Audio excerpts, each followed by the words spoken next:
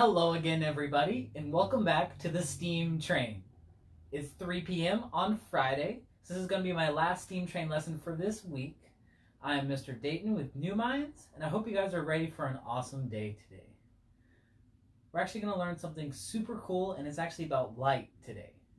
Make sure, if you haven't already, check out newminds.tv and see all of our awesome lessons that are put up there, not just from me, but from everybody else who presents and shares awesome lessons throughout the day. But today's lesson is about light. And light is all around us. The whole reason you guys can see me is that the light's coming from my window, and there's lights around, and I'm able to be seen. But light's actually super cool in how you receive colors, and also the things you can do with light to manipulate it and do cool things. The first thing is that light, we need to understand how it works. Light is what's known as a wave. A wave is something that carries energy in a vibration. Just like with sound, we talked about how things vibrate and make noise. Light's the same way. It's a wave that's usually sent from a source.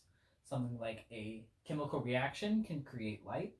For example, the sun is a really big chemical reaction. Or an electronic source can create light by making electricity. But light is energy. And this light wave has a couple different properties to it. The first one is that it's actually made of a whole bunch of different light waves put together. When you see white light, you're actually seeing every single color. If you have something like a prism or a special piece of glass that can break this into separate beams, you might see a rainbow come out. One way that this happens is after it rains and water vapor fills the air, some of this water vapor is actually going to act like a prism, and that's when you see a rainbow in the sky.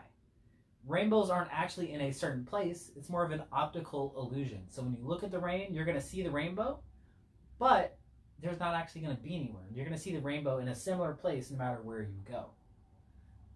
Another really awesome thing is that when you split apart light, you can see different colors. All different colors are all waves of light. The thing is, when you see a color, it's actually going to be every color except the color you see. Here's why. Your eyes act like nets, and they want to catch these light waves.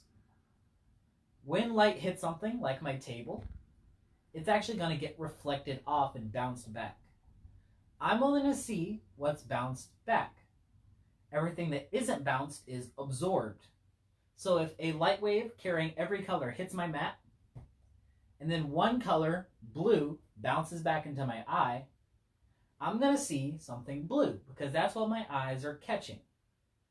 The problem is that every other color gets absorbed except for blue. So if something is blue, that means blue light is being sent back into your eyes. So if something is green like a plant, it actually absorbs all the other light except the green color, and that gets reflected. So what you're seeing is actually what's bouncing off and reflecting. Cool thing is that light is really, really good at reflecting. That's the reason why something like a mirror works so well. Right now you can see my ceiling fan even though it's above you, because the light is going, it's bouncing off, and it's going in a new direction. And the same light is coming back. That's coming from the lamp. It's reflecting off, and it's coming straight back into your eyes. As you can see, I can make this brighter or darker by just reflecting the light waves around. It's really bright, it's really dark. It's really bright, it's really dark. You'll notice that a mirror, especially if you have two mirrors next to each other, they're actually going to get really, really, really, really like close and reflected a whole bunch, and you'll actually see a little bit of a green hue on the edge. A question a lot of people ask is, if mirrors are reflecting all light really similarly, what color are mirrors? And the truth is that they're actually a green shade, because it reflects every color equally except a specific shade of green. It doesn't reflect as well. So you'll notice if you have really old mirrors, they're going to have some green hue on them. And also if you put two mirrors together, you're going to see some green. And that's why. Something else super cool is that light can bend. If you've ever been to a fun house, you'll notice that all the mirrors are bent in weird shapes, because it allows the light to curve and it makes you look super tall or super short or super wide or look really squiggly and bendy. And all of that is because you can bend the way you see the light. There's a couple different ways you could do this. You can do this with a mirror, or you could do something with a curved glass called a lens. And all sorts of things use lenses. Cameras, video screens, magnifying glasses. I actually have one here. This is just a magnifying glass, and it looks like just a circle in here. It actually makes everything appear bigger because a big curved glass, that's called concave if it's curved in, and convex if it's curved out. They could be one or the other if you flip them over. But a concave glass is actually going to let all the light come in and then shoot out to be bigger. And a convex is going to let it all come in and make a smaller picture. Like a big cone, it's going to catch everything and it's going to go into one point, or it's going to catch everything and go to a small point. So things like magnifying glasses, like this, are going to have different lenses. If I put my eye in here, I don't know if you guys can see from back there, it's going to look really, really big. Oh, that's my mouth. Hold on. Where's my eye at? There we go. It's going to look way bigger than my other eye. And that's super cool because it has curved glass. If you have a magnifying glass at home, make sure to be careful with it because it is glass. And you can rub your finger over the top. And you're going to realize it's actually a bump. Let's see if I can hold it where you guys can see it. You can see it is curved on the top. It's kind of hard to tell because it has a rim. But you can see it is a curved glass. And there's actually two of them. So both sides are going to have the same effect where they make things look much, much bigger. But you can use this to do all sorts of awesome other things. I actually have a really old projector here. And I have this because it shows me some really cool things about light. The first thing is we need to know where the light comes from. So I'm actually going to take off this panel so you can see it. But you're going to see this light bulb in here. This light bulb is blue. That's just so you can see it easier. I do have regular light bulbs, but this just makes normal white light. If you look really, really closely, you're going to see that there is a curved piece of glass right here. That's going to make our picture bigger and expand the light. There's another curved one here that's going to adjust it.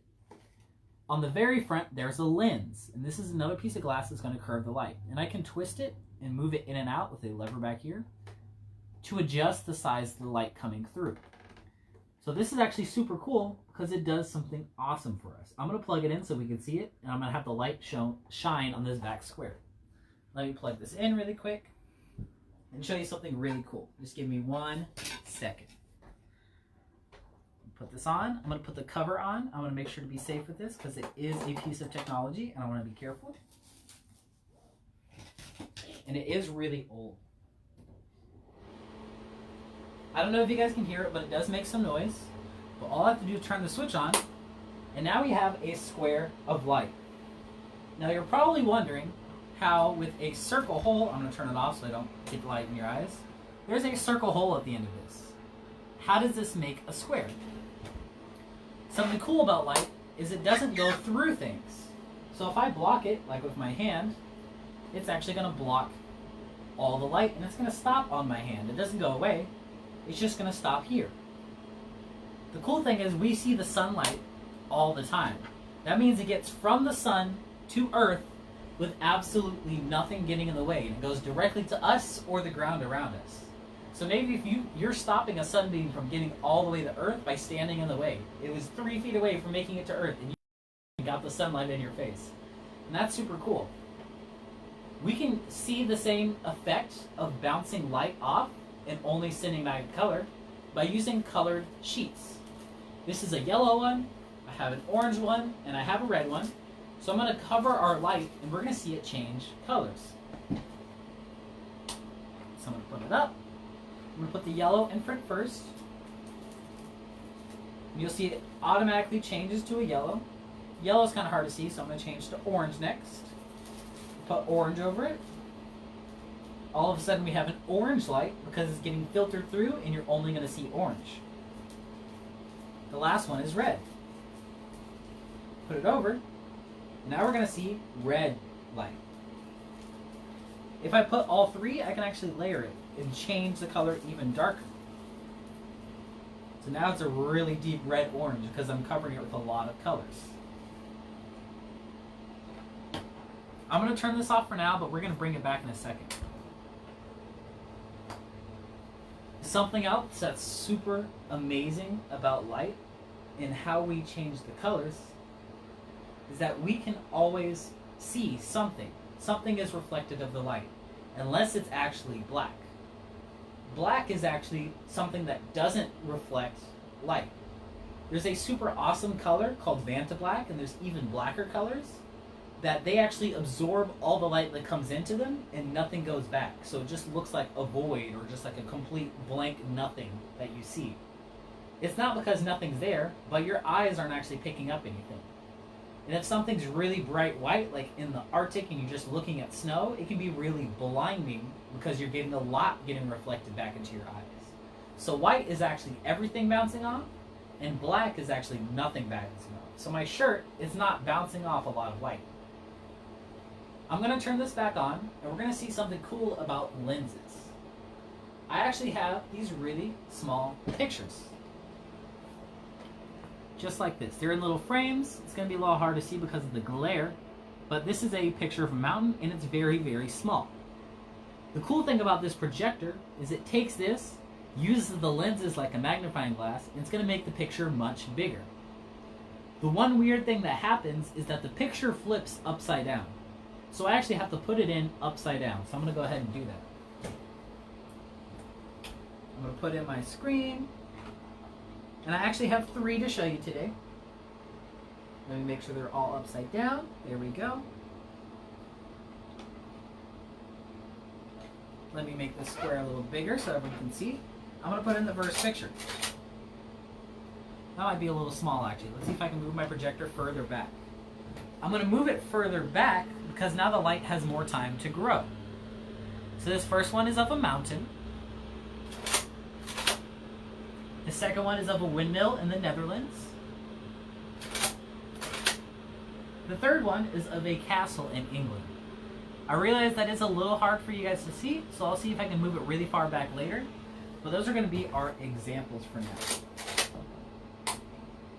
The cool thing is that this is using really simple things to make this happen.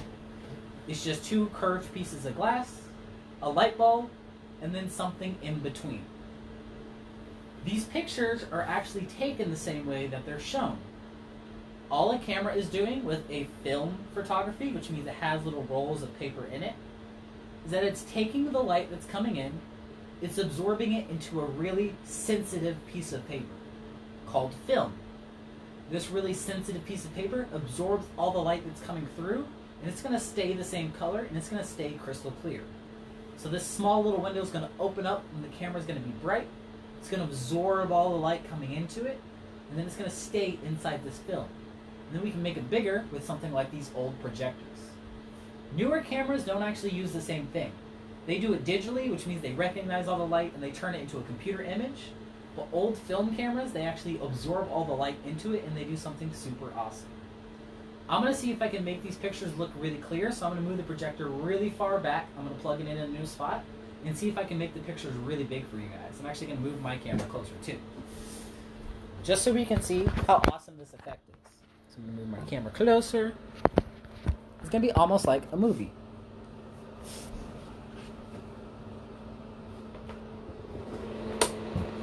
There we go. So there's our square first off, nice and big, so we can see it. I'm going to put in them again. Remember, I'm going to put them in upside down because the lens actually causes the image to flip over. Just like, oh, let me make it less blurry. There we go. So our first one is of a castle. I'm going to move you guys a little closer. Our second one is of the Netherlands.